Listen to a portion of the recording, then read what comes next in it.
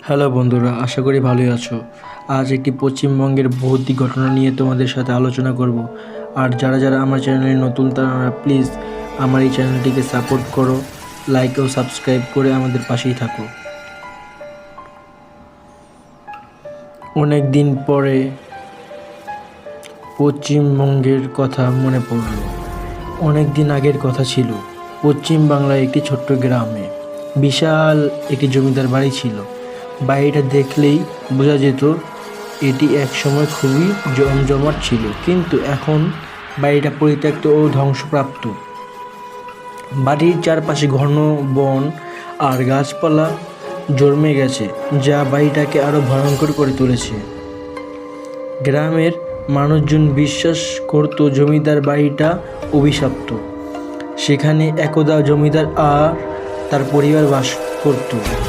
এক ভয়ানক রাতে জমিদারের সম্পত্তির লোভে দুষ্ট ব্যক্তিরা তাদের সবাইকে নির্মমভাবে হত্যা করে। সেই রাতের পর থেকে বাড়িতে অদ্ভুত ঘটনা ঘটতে শুরু করে। বহু বছর পর একদল তরুণ গবেষক ভৌতিক ঘটনার সত্যতা পরীক্ষা করতে এসে সিদ্ধান্ত নিল যে তারা এই গ্রামে এসে জমিদার বাড়িতে রাত কাটাবে। তারা এগুলা পরিকল্পনাই করে রেখেছিল।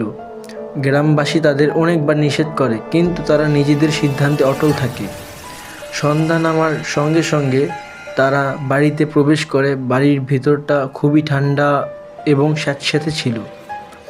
দেওয়ালে ঝুলন্ত পুরনো ছবি আর ধুলায় ঢাকা আসবাবপত্রগুলো ভয়ঙ্কর দেখাচ্ছিল।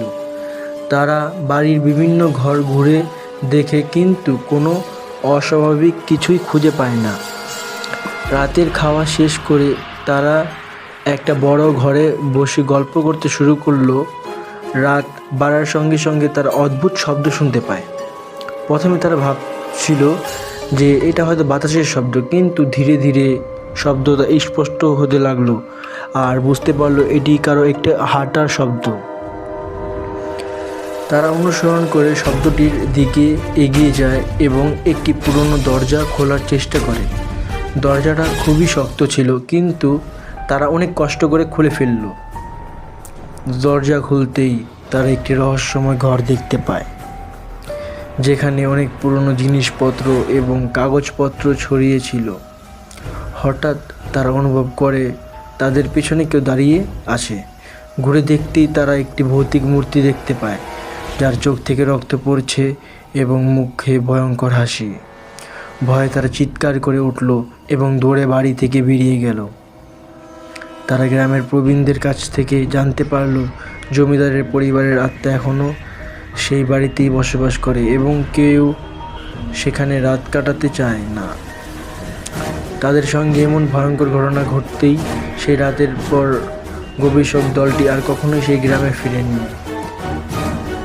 আর গ্রামের মানুষজন বাড়িটির কাছ থেকে দূরে থাকতো। এই ঘটনার পর জমিদার বাড়িটা আবার ভয়ঙ্কর এবং রহস্যময় হয়ে ওঠে, যা আজও গ্রামের মানুষের মনে গভীর ছাপ ফেলে রেখেছে।